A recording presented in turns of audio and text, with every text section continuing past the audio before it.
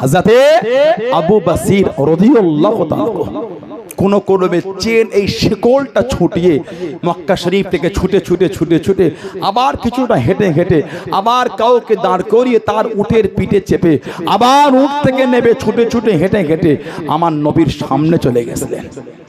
কিতাব এসেছে মদিনা শরীফের রাস্তা দিয়ে ঢুকেছেন, ওই রাস্তায় খালি রক্ত ঝরতে ঝরতে গেছে। ষষ্ঠ হিজরি সুলে হুদাইবিয়া, নাম হযরত আবু বসির।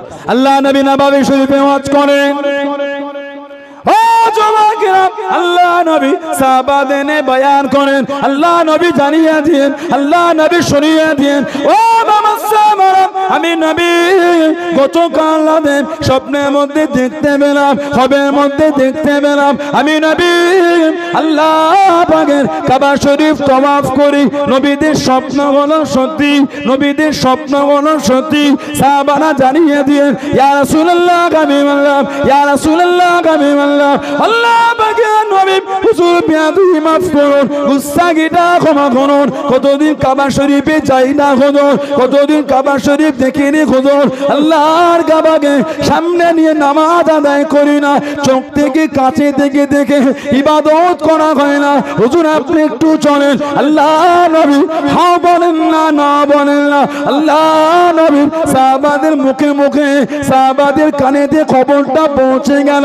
আল্লাহ নবীর দেড় গাদা সাহাবা আল্লাহ নবীর দরবারে হাজির হয়ে গেলেন। আসসালামু আলাইকুম ইয়া রাসূলুল্লাহ হাবিবাল্লাহ, আল্লাহ নবী সালামে জবাব খানা দিন, আল্লাহ নবী উত্তর খানা দিন, ইয়া রাসূলুল্লাহ হাবিবাল্লাহ, আল্লাহ পাকের নবী হুজুর বিয়াদুই মাফ করুন, কখন যাবেন হুজুর, আল্লাহ নবী জানিয়ে দিন, আল্লাহ নবী শুনিয়ে দিন। ও মামাসামারা, আমি নবী হাও বলি না, আমি নবী নাও বলি না, হুজুর একটু চলেন চলেন, হুজুর একটু চলেন চলেন। আল্লাহ নবী দেড় গাদা সাহাবাকে নিয়ে ষষ্ঠ হিজরিতে আল্লাহ নবী পার হয়ে গেলেন। জোরে বলুন সুবহান, আর একটু জোরে বলুন সুবহান।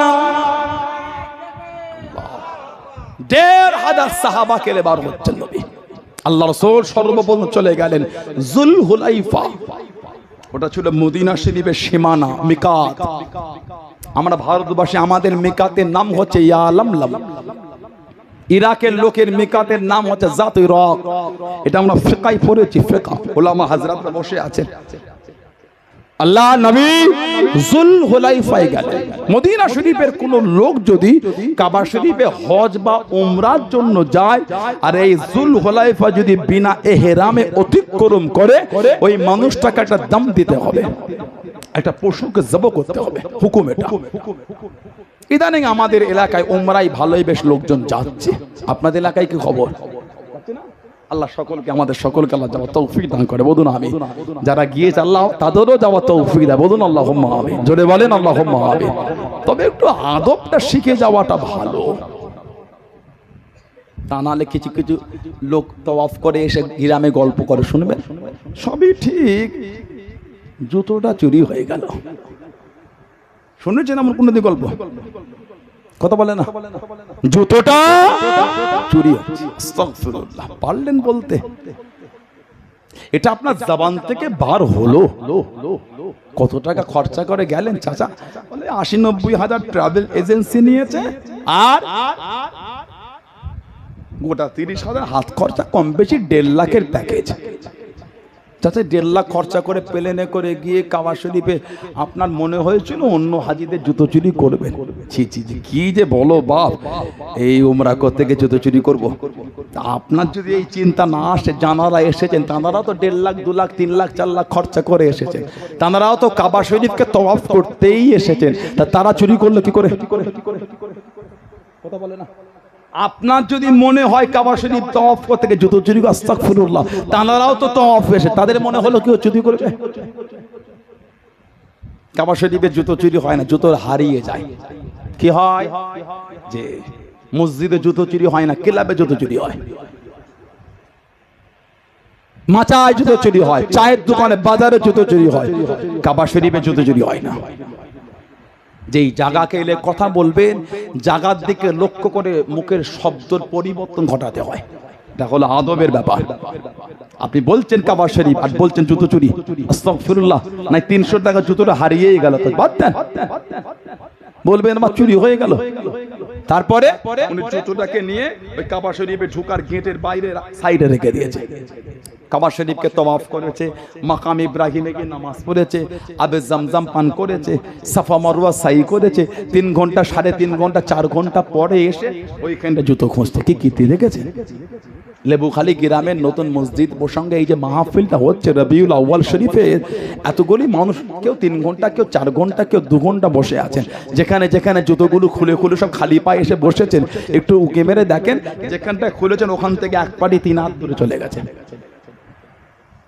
এই কটা লোকে যদি এই অবস্থা হয়, সেখানে লক্ষ লক্ষ মানুষ এক্সিট আর এন্ট্রি, এক্সিট আর এন্ট্রি, এক্সিট আর প্রবেশ আর বাহির, প্রবেশ আর বাহির।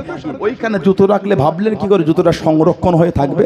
তো লোকের পায়ে পায়েই চলে গেল। তো কথা বলে না একটু? হ্যাঁ গো, 2 নম্বর, সেখানে সরকারের তরফ থেকে সব লোক ঠিক করা আছে। 1 ঘন্টা 1.5 ঘন্টা 2 ঘন্টা ছাড়া ছাড়া ওই জুতোগুলিকে তুলে ডাস্টবিনে ফেলে সেই কাবা শরীফের মাথাফে চাতানে বাইরে ফেলে দেয়। আপনি জুতো রাখলেন, আমি রাখলাম, ইনি রাখলেন, উনি রাখলেন, উনি রাখলেন, ইনি রাখলেন, সব হাজিরা যদি কাবা শরীফে ঢোকার দরজার কাছে জুতোই রাখে, লোক ঢুকতে হবে না, জুতোর পাহাড় তৈরি হবে। লক্ষ লক্ষ মানুষ সবাই যদি জুতো রাখে, লোক ঢুকবে কোনখান থেকে? সব তো জুতোর পাহাড় তৈরি হয়ে গেল। কথা বলে না? ওজন্য কয়েক ঘন্টা ছাড়া ছাড়া লোক এসে জুতোগুলোকে ডাস্টবিনে ফেলে বাইরে ফেলে দেয়। উনি এসে বলে জুতো চুরি হয়ে গেল। আস্তাগফিরুল্লাহ, লা হাওলা ওয়ালা কুওয়াতা ইল্লা বিল্লাহ। এগুলো আদবের অভাব, এগুলো আমাদের আদবের অভাব। আদবটা বড় জিনিস। ইবলিস শয়তানের আমল ছিল, আদব ছিল না। ওর আমল ছিল, আদব ছিল না। আল্লাহ নবী 1500 সাহাবাকে নিয়ে ইহরাম পরে নিলেন। খবর